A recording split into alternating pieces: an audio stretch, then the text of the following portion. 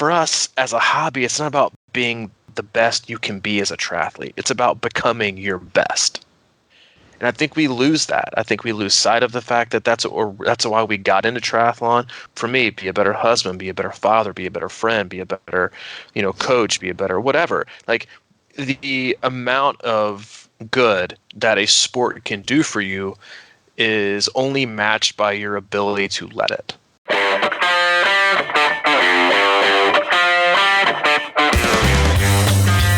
Happy Monday morning to you, Coach. Hey, man. Welcome aboard. Crushing Iron Podcast. What are we, 342? It is 342. 342. We appreciate you joining us. It is Monday. It is January 27th, 2020. And like I said, welcome aboard. If it's your first time listening, we appreciate you tuning in, giving us an opportunity. This is a triathlon related podcast, but we cover it all. We cover all things life, training, triathlon, obviously, racing, race previews, race recaps, the occasional guests, but most importantly and most commonly, I guess, Mike and I'm Coach Robbie, that's Mike. We cover our experiences. We cover what we're going through personally in terms of training and racing, and then how it, how they complement life, sometimes intervene or affect life in both positive and negative ways, and then generally just try to have an open and honest discussion in a conversational format with no ads and no sponsors, just to talk. And these are, again, like we kind of mentioned a couple of podcasts ago, these would be conversations we'd be having no matter what. And we cover the emotional, the physical, and the mental parts of training and life, and try to just have a discussion about that. And if you can take, just one or two things positively from the podcast and apply into your own life, then we'll be happy. And we feel like we will have done our due diligence for today. Yeah. Or just be comforted by the fact that two guys are out there training and talking about triathlon all the time. Exactly. That's kind of what it goes down to. Well, one of us is training, that'd be you. Hey, you know what? Everybody goes through ebbs and flows, man. As I was telling an athlete, I think a couple, maybe 2 weeks ago, I said it's borderline impossible to stay dialed in and 100% totally motivated and energized 365 days a year. It's hard to do, and I think you're going to have ebbs and flows, and you can't expect that, and you shouldn't expect that from yourself. I think you should actually enjoy and look for and be comfortable with taking time off to rejuvenate yourself and find different things that you might enjoy, and then obviously come back and do the best you can. But yeah, it's just like anything in life. It's hard to stay engaged, and it's hard to stay, motivated and committed and have that kind of sense of urgency that triathlon training can really give you on a day in and day out basis when you're in that kind of zone focusing on race. But yeah, we like I said, we cover it all, and that's the aspect that we've covered many times before on a many a podcast episode. Is that a hint to get off that topic? No, it's someone did say to me the other day, hey, it's okay to take a little time, and but that's like one person out of 8 billion people saying that. I feel like it's a constant onslaught of, you always want to, it's just always on, and that can be difficult. And I was actually goaded into running the other day by a little peer pressure, which I actually that's a fine line too, right? It's sort of like, it's one thing to sort of take some time off and then have that turn into, 3 months or something like that. But I got some little friendly prodding the other day, and I actually went out and I had, of course, pushed my limit a little bit, because I'm like, I need to kickstart this action. So I went out and probably ran the furthest I haven't since run camp. And that's the other thing, because we got run camp coming up. Yeah. I don't want to be like left in the, camera bay shooting video the whole time. We don't have to come out and look for you. We could go that direction. I got a ton of topics we could go at today, but if you got some, then I'll let you have the floor first, and we can head that direction. No, we don't have to head that direction. I was just, pointing that out, because I think that's always a nice reminder to people that we don't always have to be, balls to the walls with everything. Yeah, nor should you be, because usually it leads to burnout. Like the the fine line of motivation and perfectionism is deeply rooted in the eventual burnout. From either you complete it all and then you're left with this like massive void, or you're driven so hard by perfectionism and constant motivation and always being on that when you don't have it, then you feel again like there's this huge void that something is missing. And I think that's why it's healthy to have downtime. And I think you often see this with age groupers, professional athletes, and then other kind of major sports. Like when you have these like even if it's a forced time away, like you can take a voluntary time off, or just kind of take your own little sabbatical, or take some time, whatever it is. A lot of people come back with like this renewed appreciation for the opportunities that they have, for the training that they're doing, and they kind of have a different perspective. I think again, like sometimes it's a setback that's not your choice. It's an injury, it's a job loss, it's a personal issue that can sometimes force you to reevaluate your life and your training. And then when you come back, you kind of have this rejuvenated spirit of focus and motivation and commitment that a lot of times is a lot different but better, and oftentimes more sustainable than it was before you actually either, again, had a forced time off or just kind of voluntary time off. I agree, man. The world is pushing so hard. There's always number, and it's like we're caught up in this cycle of creating new things, making money, and getting the most data we can get. But I don't know. It feels like sometimes you forget the real reason. What is the real reason? Well, I'm glad you asked me that, because I don't know, but I think it's important to focus on it. And I think, I don't know what your topics are. I have no idea. But, like after what happened yesterday with Kobe Bryant, I think that those are the types of things that make people kind of step back and go, well, wait a minute here. What's going on? It's that, and that is the direction I wanted to go today. I mean, obviously, unless you're living under a rock or don't, watch any kind of media form of any fashion, Kobe Bryant and I think 8 others, including his 13-year-old daughter, died in a helicopter crash yesterday. And this as we've been friends for a long time. I've always been a Lakers fan, and we've had many a conversation, especially earlier when we were friends, about my love for Kobe Bryant and your usual disdain for Kobe Bryant.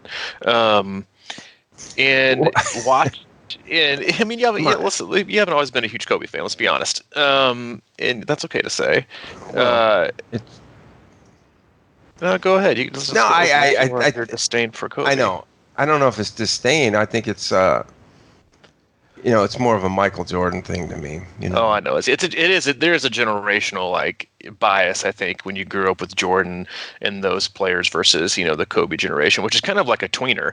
Like it was Jordan, and then it was Bird and Magic and Isaiah Thomas and like all these different teams, and then it was Kobe, and then there wasn't that many other people. Like he was kind of a tweener between the generations of like LeBron and Wade. And anyway, going back to yesterday.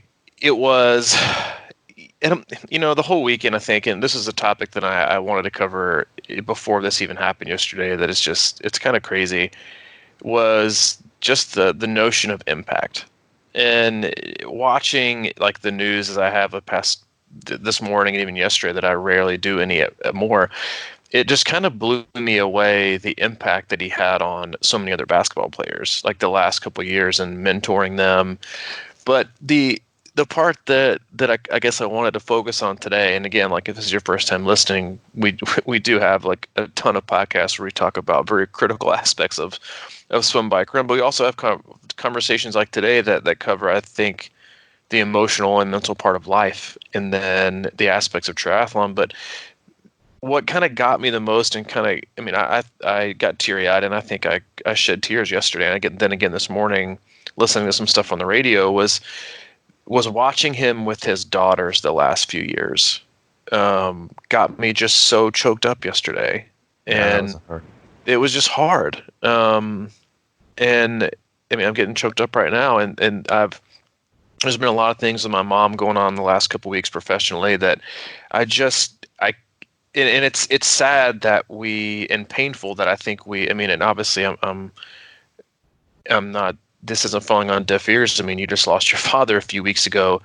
Is that it's sad that we need these like painful reminders of how fragile life is.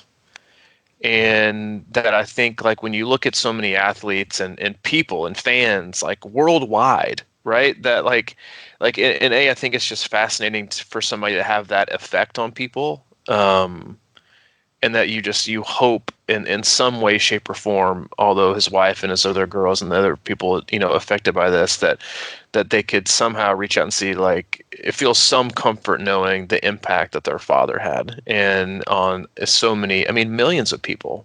And so it just got me to thinking, yesterday, as it was kind of ironic that like even before this news came out, like Hayden never wants to play basketball. He's been on this like huge football kick, or he wants to run around, or he's been like putting on my aero helmet, riding his bike around the house. And yesterday he was like, let's play basketball. This is like early yesterday morning. He's never wanted to play basketball like that much. So I got the goal and it was cold outside, so I put it upstairs. And I mean, if you ever watch a basketball and you've never like taken, crumbled up a sheet of paper and shot it at a trash can and gone, Kobe, then you don't really know what's going on with life. But we were playing basketball, and then we saw this news, and it just as a father, and then obviously as a person who's a coach and who is fortunate enough to have albeit a very small platform, like you and I do as a podcast, compared to the reach that other people do, is how oftentimes, I think I even mentioned this at the end of the podcast last week when I was talking about the Aaron Hernandez documentary, was just the power that we all have. That regardless of fame and fortune and celebrity status, is that we all have this opportunity to impact people. And whether it's being a parent or a friend or a coworker or another triathlete, that we have these, like, every single day, I think we have these opportunities to impact people in a positive way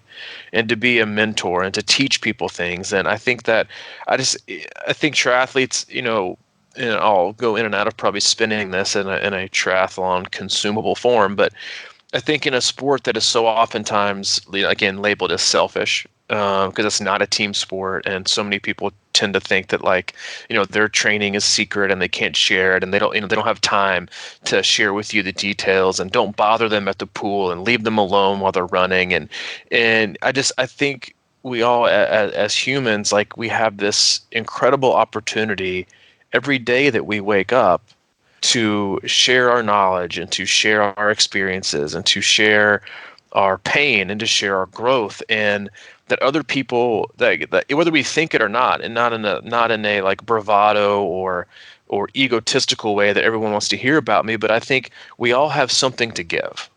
And I think that was one of the things that really caught me yesterday so much, was especially the last year, watching how his daughter that also died yesterday, like, brought him back to basketball. Mm-hmm. I mean, the guys, it's insane. At 41, you go from being so accomplished at this sport, and the world basically knowing you for more than half your life on TV and through any kind of major media outlet, from the age of 16 or 17 and playing at Lord Marion High School. And the first couple of years he's out of retirement, he wins an Academy Award. For his children. But it's like that's something I always admire about him, is his just how just relentless he was with everything, how he wanted to just master everything. And that's not the direction I wanted to go with the podcast, of being relentless and mastering things. It was more so just that's what got me. I was devastated, honestly, and just kind of taken away and speechless when I heard that he died. But then when you heard that it was his daughter and all these other people, they showed these videos and these pictures and images of him, like, you could tell how much he loved being a father. Yeah. And I think that, and obviously I'm sure that struck a chord with you, having just lost your father. And I think that's why, again, I think people get so upset over people whose lives are so large, because it really does, I think, hit you where it hurts, in the stomach. That like how much shit we just like overcomplicate in life and care too much about that doesn't matter, and how we could lose. I mean, and not to be Debbie Downer today, but how quickly it's gone, and just that if you we again like we have all these opportunities to share our knowledge and to share our experiences and to give back to humanity in a way that everyone needs, and to be positive and to be uplifting and to be encouraging and not beat people down. And that was again a lot of like that article I shared with you, late last night for me, early night for you, about like people's paths. And I think I just think from a triathlon standpoint and a coaching standpoint, and just because the sport itself is comparatively speaking to so many other major sports is so relatively young and so non-mainstream that people are afraid to get into our sport because of the stereotype that you have to have a lot of money and you have to have a tri bike and you have to have all these fancy things and you have to look this way and you have to do these longer events and they cost a lot of money, and if you can't do those, then you might as well call yourself a triathlete. And just how open, I don't know. I don't know where it's going to go or what the conversation has to do with anything, but it hit me in a way that I haven't been hit in a very long time of just the impact that we have every day and how I mean, I don't think you can live life every day perfectly and stay present 24/7, but it made me look at my son differently yesterday. Just in the time that I was spending with him and being present with him and not teaching him things but just being there. And then again, like how you interact with people and athletes and people in our close Facebook group. And I don't know, it just hit me differently than anything like that has hit me in a very long time. It makes me thankful to be in a position that we're in, to hopefully positively impact other people and to hopefully help mentor people via the podcast, that are new or even that have been in the sport for a long time, and teach them things. And that we can I think that's just, we can be an extension. You are an extension whether you like it or not. You're an extension because you reach and you touch people every day, whether it's just in sports or in your training group or in online groups through social media, or your training buddies, or just yourself and your family, of how you train and how you live and how you work, that you are an extension whether you like it or not. And it's just a matter of what kind of extension people you reach and affect people. That is what really matters the most, and how you're going to be remembered. As kind of grave as that sounds, is like, and it did cross my mind. I was like, man, if you could be remembered like even like a half percentage of what he's being remembered as to so many, a mentor to so many people, and the father that he was. It's just like, that's what it's all about. It's a huge perspective, not shift, but focus, I guess. And again, like, I don't know what any of that has to do with anything, but and I'm sure you have a lot of thoughts about it. But it was, yeah, it's a rare day, I think, the last 24 hours. I think so, yeah. I mean, you look at this, and definitely somebody that has that kind of impact, or, it's moments like this, and, like 9/11 was that type of moment where people just kind of step back and they have to go, wait a minute here, what's going on? And then, but it's weird how even something like that, everything, we just kind of fall back into patterns. And I know I'm kind of the blunt of the technology joke and the Garmin and the power meter, all that stuff. But on a bigger scale, the reason I think that stuff frustrates me so much is because that is it's kind of how I look at the big picture of everything, and I think, man, this is just something that I really like to get out there and enjoy. And the more I can enjoy it, and the more I can feel it, and the more I can feel better, the better off I am in general.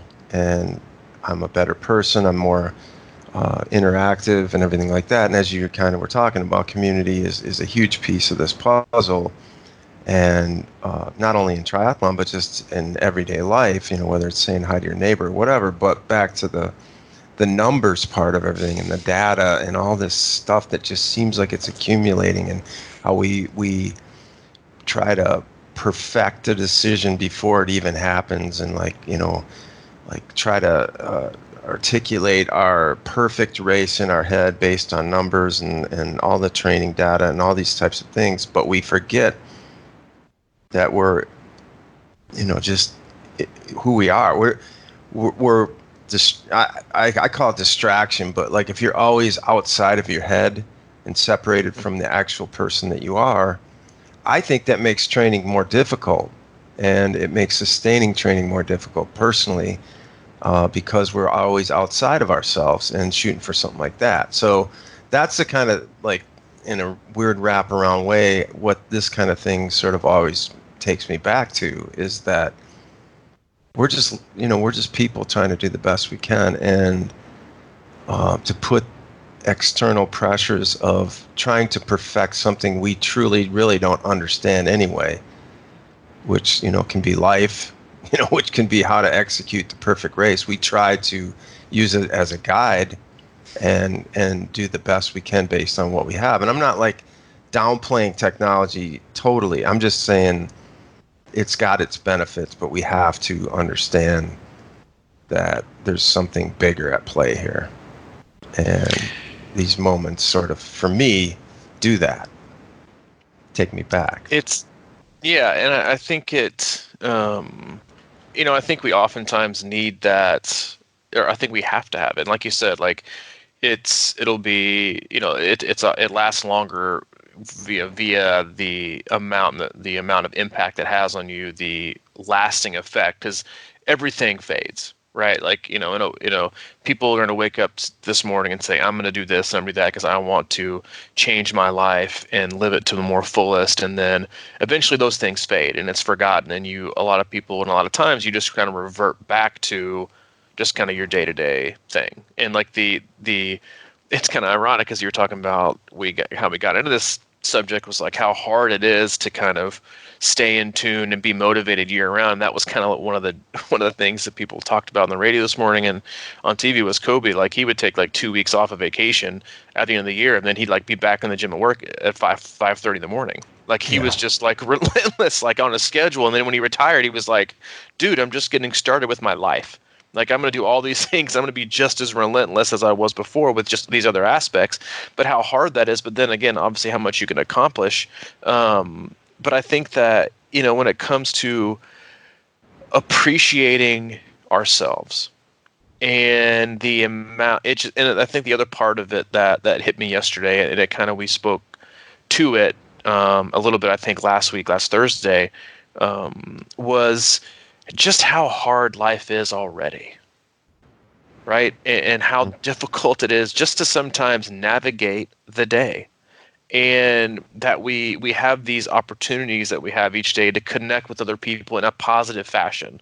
Because we're always connected, right? Like the way we have with the apps we have on our phone, the podcasts that we listen to, the TV that we consume, the conversations that we do or don't have. Like there are now a million opportunities to quote unquote connect in some fashion.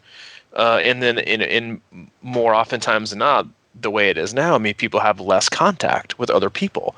And so you're always connecting with others in some way, and you're always consuming something. And I think that, again, like when you look at how difficult life is, and you look at why people pick up these sports and the win, not just the why, but the win in their lifetime that they can show. And I think about triathlon is that it's a mostly it's a sport that is kind of unique in the fact that most people gravitate to it after their career is over in college sports, high school sports, whatever it is. Like it's a later in life sport. It's like it's golf in a way. Like people pick it up because there's nothing else to do. They can't they can't keep balling like they used to, or whatever you want to say. Exactly, man. They go to it. And I think that you have, like, whether you have kids or not, or whether you're in a relationship or not, like you have these opportunities to share that and to take that time to show that you love it.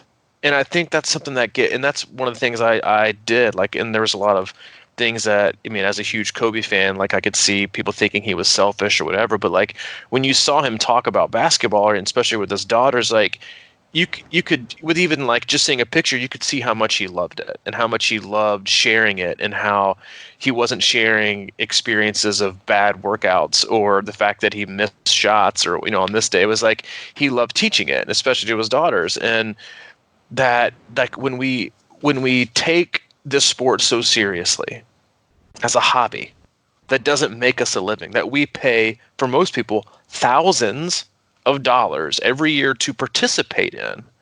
And so oftentimes we lose our way and find it more stressful and more consuming, and the connection is actually a disconnection with what we're trying to feel and what we're trying to communicate with ourselves, and it becomes a pressure that we put on ourselves, and it becomes comparison that we put on ourselves. It relates to increased expectations that we imagine ourselves, when life provides all those when you wake up every day, whether you like it or not. And we have these opportunities to love something and to cultivate a relationship with a sport like triathlon, that, or any endurance sport, that allows you, again, like an opportunity to just be and find out who you are and be comfortable who you are, and not judge yourself, and to feel better and to get healthier, to lose weight, to fight depression, to fight anxiety, to take time for yourself when you're going through so many difficult things in life. Like that's your time, and to use that time as a way to flog yourself, or to belittle yourself, or to stress yourself, or to tell yourself over and over again that you're not good enough, is robbing yourself. And so the way that you can, love these things, and that was one of the like more fascinating things I thought about Kobe, is he like went into like, he's the last person you would think, when you cover his career and the kind of players, he's going to go on to help put on like a series of children's books. You're like, well, that's not the Kobe Bryant that I know, but that's what he did. But it was when you find love for something, you can get so many good things out of it. And I think triathlon has that opportunity for everyone, in endurance sports, for everyone to connect and to be fulfilled and to be filled up with positivity and connecting and community, if you want it to be. But if you don't want it to be, it can be, I don't want to say it can be a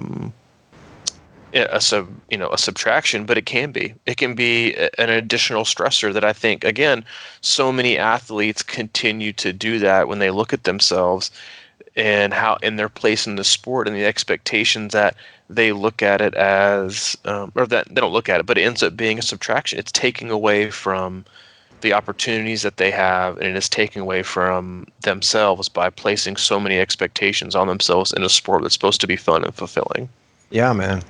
Well, I think that's the one thing too, is like, and we talked about it yesterday a little bit, the idea that, everybody is talking about how, like when somebody dies, it's sort of like you revert to everything about them that is great, and that's awesome. And then he had that hard, he had some hard times. But before we go into that, I want to, I think that to me, what I think about when I think about Kobe Bryant is that he loved basketball. He loved the sport, and that is what I think we all want. I think we do love it on some, but like when you hear about him, Jason Williams, he used to be an NBA guy and a sports analyst now, and he told a story about him, how when the first time he was a rookie and he went out to LA and they're playing the Lakers, he went out to the arena at like 2 p.m. because he wanted to get some extra work in, and he got there at 2 o'clock in the afternoon for a 7 o'clock game or something. And he said Kobe is already out there doing work, and he said it was, it was a home game for Kobe. He's on the court, and he was there already. He said the guys is out there making moves, like game moves, speed, like hard moves, working on things one over and over and over. And he said, I went out and put my shoes on and worked out for like an hour. And I sat down, took my shoes off, and I look over, and he's still going at it, the same pace. Like just 100% game moves. And he just sat there and watched him. And he's like, man, he's going to be wiped out by tonight, just tired. And he said he went out there that night and Kobe, just destroyed them, single-handedly. And then, he's a rookie, so he didn't really want to, act like he was so enamored with him. But he said he saw him out that night at dinner or something like that, and he walked up to him. And he's like, what's up with that, man? He goes, how did you how do you go in there so early? And and I came in and worked out, and then I left, and you were still going hard. And he goes, yeah, I just wanted to make sure you understood that nobody works harder than me. But you don't work that hard unless you love it, unless there's something inside, and that is what blows me away. I've had that feeling throughout my life, sometimes in sports, and it's a really good one when you know that, like, you're working on little things, that matter in the big picture. And I think a lot of times that's one of the harder things to grasp about training is, finding little things that kind of excite you to work on, whether the mechanics or form or over and over or repetition. It's hard to think about, practicing repetition in triathlon, because that's really all triathlon seems like it is, a zillion steps and, back and forth, same. But there's got to be little things inside of it that we find that can kind of keep us focused and keep us energized and really in love with it. And I don't know what I'm saying exactly, but there's something magical about really finding that love for the game and I think what work he was into pleasure, sort of. Yeah, well, I think what he was able to combine, and I think it is rare. And you have to feel like he was lucky to do that, was that he was able to combine a love for a sport with a love for trying to be the best he could be. And I think that we oftentimes, kind of misplace, or the connection isn't there, or the relationship between the two of the opportunity and then how we feel internally don't really match up, or they match up later in life. Like a lot of people say, I wish I found the sport so early in life, or, this path in my profession, like I just love it. And he was able to find it from like the time he could be. I mean, obviously it also goes to like his dad was an NBA player. Like he grew up around basketball, but he also had this like insatiable appetite to just want to learn and be the best, like about everything he did. Like one of my more the interesting stories I was listening to yesterday, and I heard it before, was that he taught himself to play piano. Didn't get a teacher, but would just listen and taught himself to play because he wanted to play this song for his wife. And they're like, why don't you have all the money in the world. Like you could pay for whoever you wanted, right, to come in. You could pay for Stevie Wonder to come to your house and play this song for your wife. And he was like, yeah, but it won't mean as much if it doesn't come from me. I don't do it. I want to do it.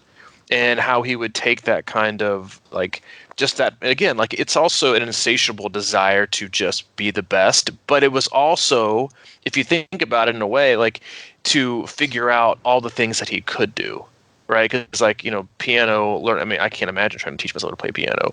And again, I think it's a different mindset. I don't think everyone's wired that way. So I think it's unfair to say, oh, you got to be just like that, because we're not all wired that way. Like you don't have that, we're just not. And I think it's also okay, because there are probably a lot of things you could take about that relentlessness and that drive that obviously, drove him away from certain people, in his life.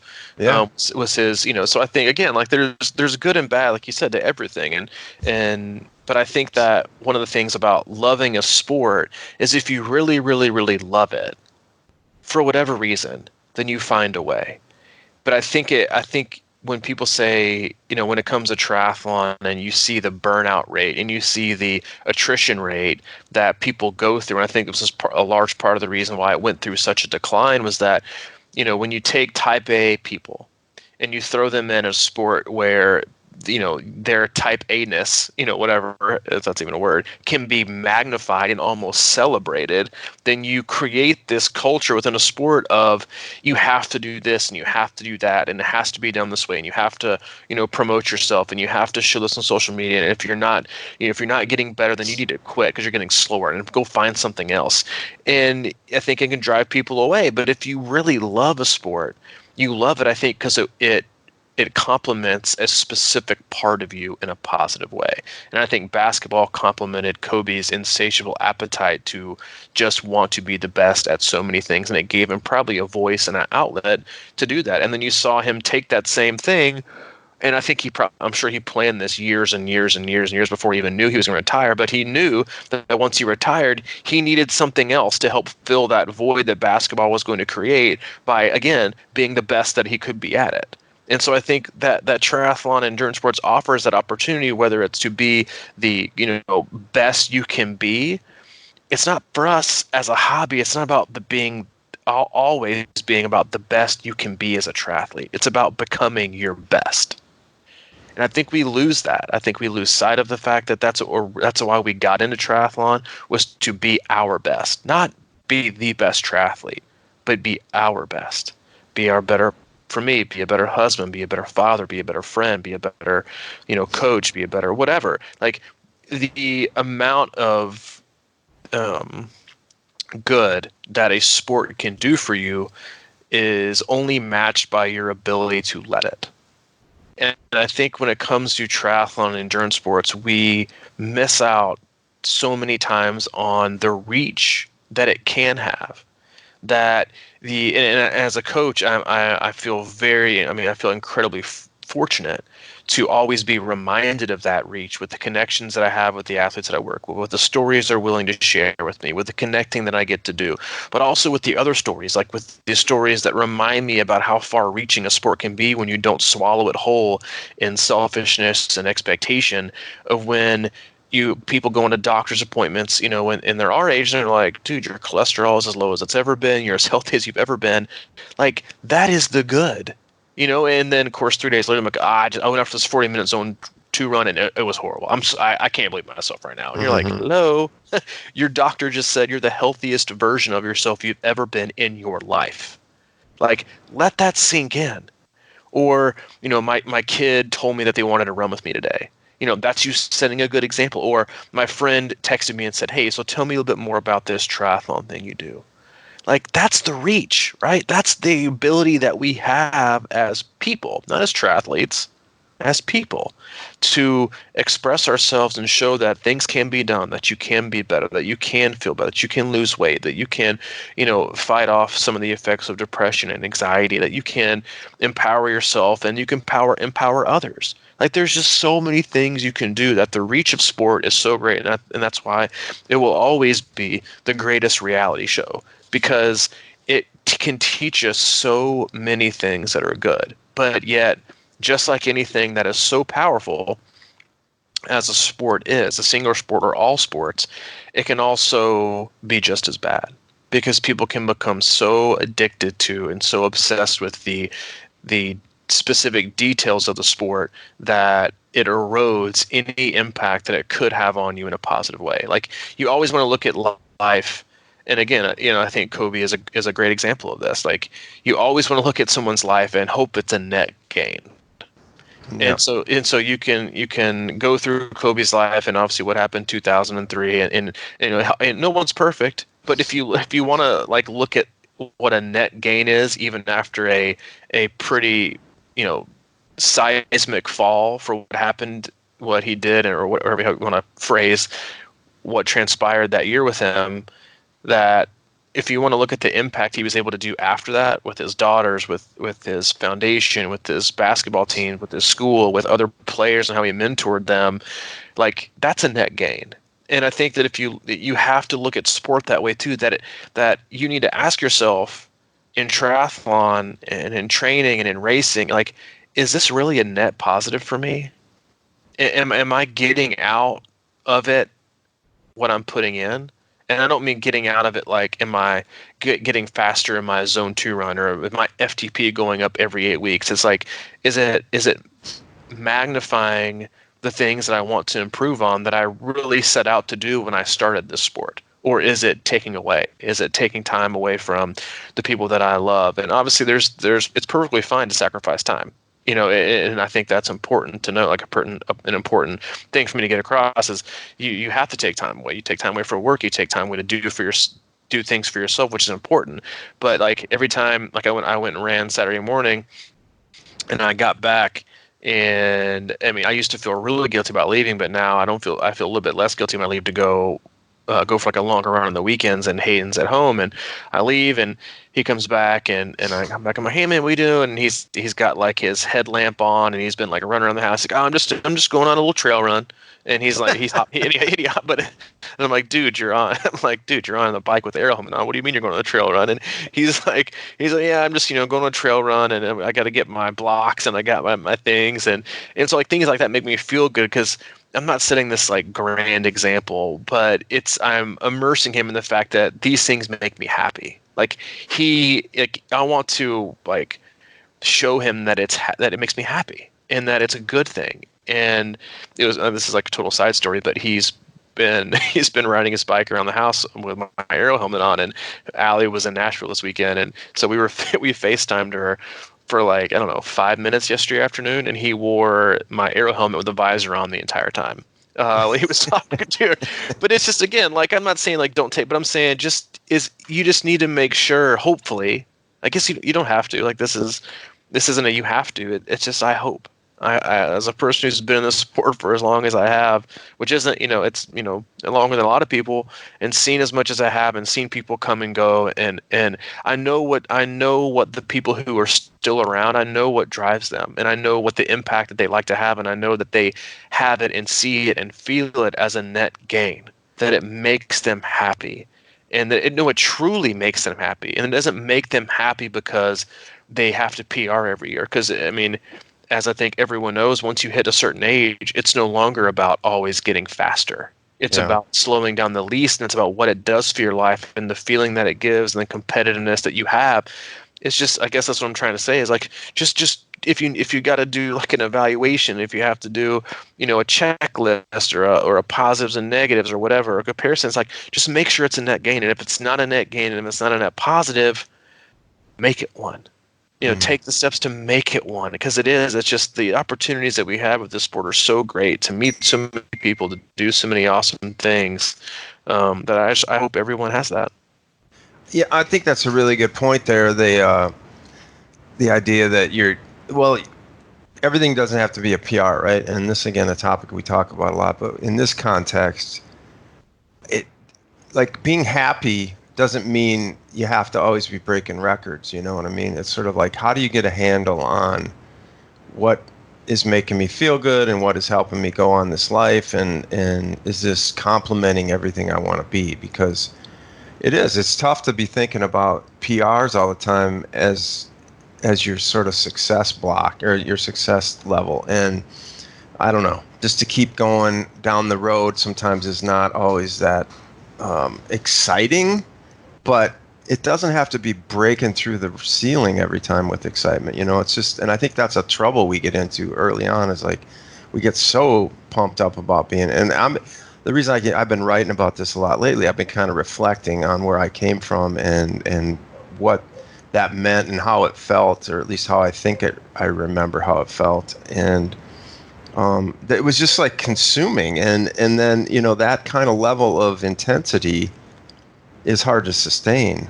So it's about sort of settling into a pocket of what feels good, what do we enjoy, how is this, supplementing, complementing my life, and you just kind of staying there, and then taking what comes. It's sort of like being consistent, doing the stuff that works for you, and then hoping that once in a while you have that sort of breakthrough that comes out of nowhere. Really, it's more like the more we get into planning breakthroughs, the more vulnerable I think we get. You know what I mean? Like, I just think they have to happen. It's sort of like, you can't plan to wake up, and you can, but it doesn't usually work this way. It's like, you can't plan to wake up and just be happy. Tomorrow I'm going to plan to be happy.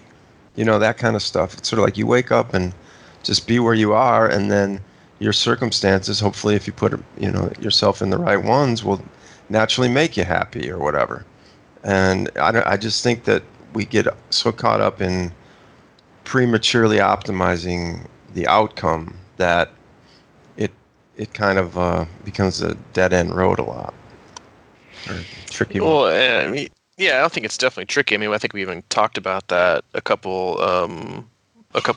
maybe 2 weeks ago, was like how much more fun it is to work and then get a result, and then to plan something, have it go just like you thought and hope. But if it, there's almost like no like, I don't want to say the value is taken away, but I don't want to say it's diminished either, but like the value is in the growth, and the value, I think, is in the process of working hard to achieve something. And if oftentimes, like, it's, again, I think, as life shows us every single day, and oftentimes we forget immediately, is just how much we aren't in control. It's like how little we control of life, and our expectations, and predicting, and focusing on things that need to get taken care of for us. But it's, if finding out who you are is it's an exploration in letting things happen and just doing your best. And I think when you can find any sport, whether it's just cycling or running or swimming or triathlon or endurance, anything, any sport, when you can find a sport that you can use in a positive manner to complement your,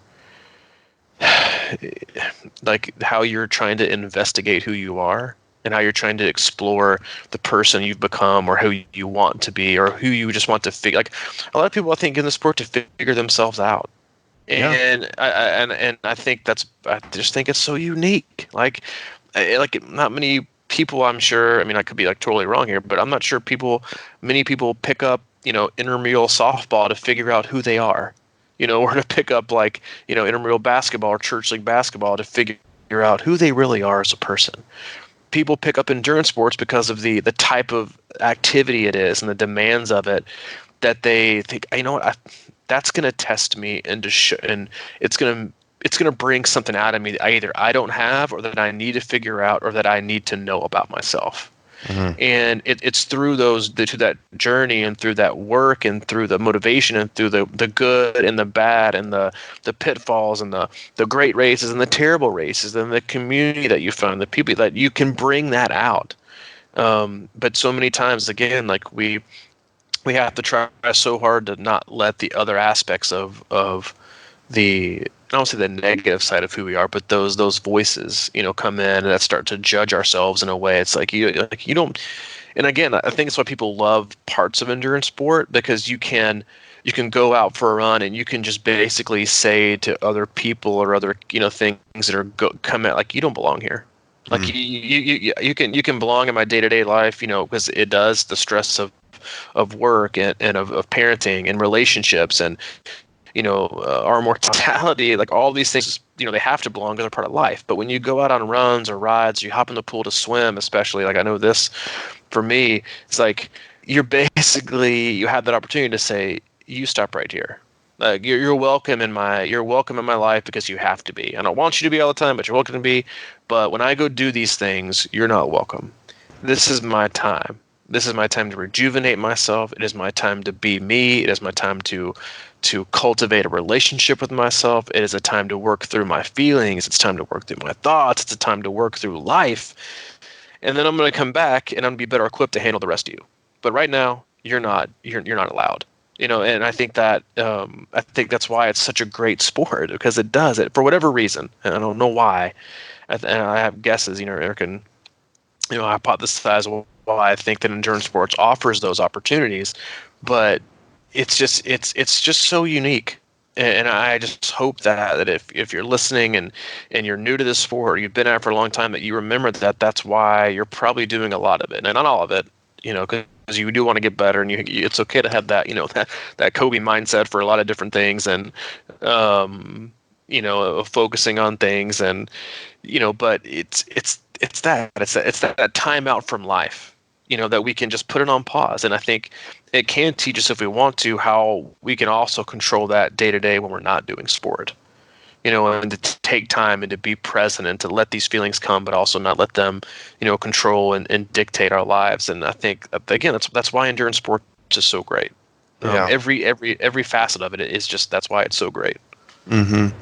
I often wonder if the reason that, you said people get into triathlon to, figure out who they are as a person. And I often refer to it back in the day. It was like I didn't have a clue who I was, and I got into triathlon because I just knew something had to change. And I talk about it as, breaking up the rocks inside me. That was my analogy always. And I think one of the things is, it's just you and the road. It's you and the water. It's whatever. You're out there.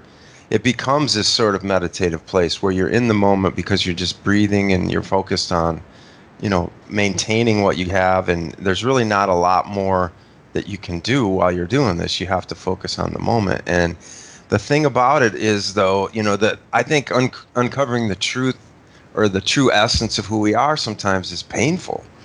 And that becomes sort of a tricky journey sometimes because you're out there and everything is like good. And then you come back after a workout or whatever it is and you're feeling alive. Then it's sort of settling back in. It's like, all right, we're back into that stuff again. And it feels... I always often think this when I get in a good meditation group, for example, stuff gets confusing to me for a while. And I think that that's the play, right? It's like triathlon is sort of a long sum game. And you have to realize that even though sometimes it can seem to make things more difficult because you're like breaking through and there's like a lot of stuff going on in your body because you're moving things around and changing literally the makeup of who you are. And just to be able to accept that and keep going is difficult sometimes. It's like, oh man, this is really, I don't know, like me, I get in these situations where, man, this is painful. I feel miserable, blah, blah, blah. And it's easy just to revert back to who we were. It's like, well, that's like the addictive description, right? It's like healing is painful sometimes. And it's so much easier just to go get a fix of what is comfortable or what is convenient or what feels natural to you. And it's like, well, I'll just go eat a cherry pie or something like that. I'll just go eat a cherry pie. Who eats cherry pie, dude? Are you a big cherry pie guy? I don't know. I guess maybe that was like I think my dad liked cherry pie. We liked any pie, actually. Little cherry cobbler. Yeah. Yeah. So life is just, it's tough, man. I know this wasn't like the most triathlon related podcast or probably super uplifting, but I'm totally fine with that. Life is not that way either. Yeah, man. But it's, I mean, honestly, I know triathletes are probably like on the outer skirts of being, into NBA basketball or stuff like that. But I think it's it is one of those days that, like, I think it is one of those days where you'll probably always remember where you were when you heard, what you were doing or who you were with. I mean, I had a guy yesterday I literally haven't spoken to in 6 years, at least that. But we were in college together and we were huge Lakers fans and huge Kobe fans. And he texted me yesterday. And I was like, what? I was like, who is this? And I was like, oh, it's Michael. But I mean, 6 years, it was like, man, like awful. And we're just kind of reminiscing about the games we watched. And so, I mean, I think it would be naive to ignore an event like that, especially if it impacts you the way it impacted me. And I'm fine with, gearing the podcast that way today. But I think it has a place in our life, and if it has a place in our life, it has a place in triathlon because they mirror each other and they are involved. They're both connected, and that's how we look at it, and that's how our podcast has always been, and hopefully how we get our conversations across, and whether you want to call them suggestions or wise words or whatever you want to, however you want to frame it, it's meant to be hopefully a thought-provoking conversation between Mike and I that you get to listen in on, and then hopefully kind of apply things or look through things or take a hard look at your own training or your approach to training or the mental and emotional aspect of training. Like if you can do any of those things, then it's a net win for us, and our podcast has been a net win. It's not always going to be great. It's not always going to be sunshines and rainbows and PRs. And we don't shy away from talking about things that are uncomfortable or things that might be shied away from people who don't want to. But if if all of our podcasts can end up being some kind of a net gain for you, then we will have done our job, and hopefully we did that for you today. Yeah, man. Well, it's an analogy, right? I mean, this is our 342nd podcast, and just like training, we got into this because we wanted to do it. We like talking about what we talk about, right? Mm-hmm. And if you're in training and doing things you don't want to do all the time, you're probably not going to keep doing them.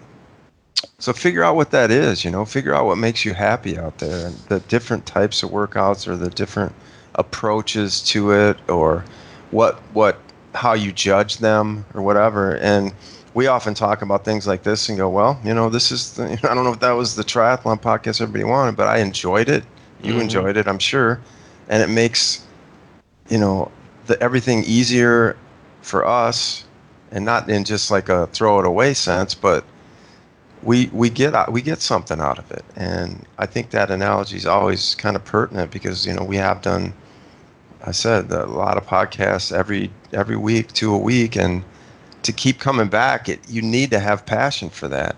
And that's where you kind of have to maybe carve out your passion within triathlon sometimes. Maybe that's, I don't know, just leaning towards more of one sport, or working on little things in between your workouts that matter, just as an overall well-being tact. So whatever that becomes, just get a little bit happier today, or a little bit more passionate today. Not a lot, just a little.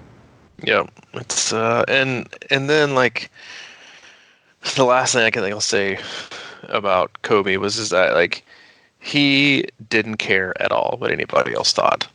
I mean, and I think that's that's what also rubbed people the wrong way. He loved what he loved, and that was good enough for him. So if you love something, then then who cares? We are so enamored with giving our opinions and our ratings and our reviews for everything in life, and then gauging our self-worth by our Instagram loves and our Facebook likes and our everything. It's like that's how we judge. It's like if you love it, and you love it. I mean, if you really, really love it, anything, then who gives a shit, right? About anything else and about what else people are saying or thinking. And, it's one of those things that, you and I, we love this podcast, and doing it. And again, I hope it's been a help, and we'll continue to do it, obviously. But yeah, that's all I got. That's really all I got for today, man. I'm kind of emotionally spent. Yeah, I can tell. All right, that works for me, buddy. Good deal. Speaking of working for you, buddy, if you haven't, Mike created our awesome new website, C26Triathlon.com. Visit it, take a peek around, learn more about our coaching, training, our camps, what we offer and provide. It's just a really awesome overview that highlights our team and the community that we have. That is invaluable. It is one of those things that you can't put a price on. And I know it enriches me every day, and I feel incredibly blessed and fortunate. Kind of going back to like the connection piece, is getting to connect with so many awesome people each day, and open and honest discussions, but just be surrounded by so many great people, and it does a great job of that. So check that out. Again, that's C26Triathlon.com. If you have any questions, comments, concerns, thoughts, whatever, you can email Mike crushingiron@gmail.com. And if you have any for me, C26coach@gmail.com. All right, man. Hang in there, buddy. I will, dude. See you, buddy.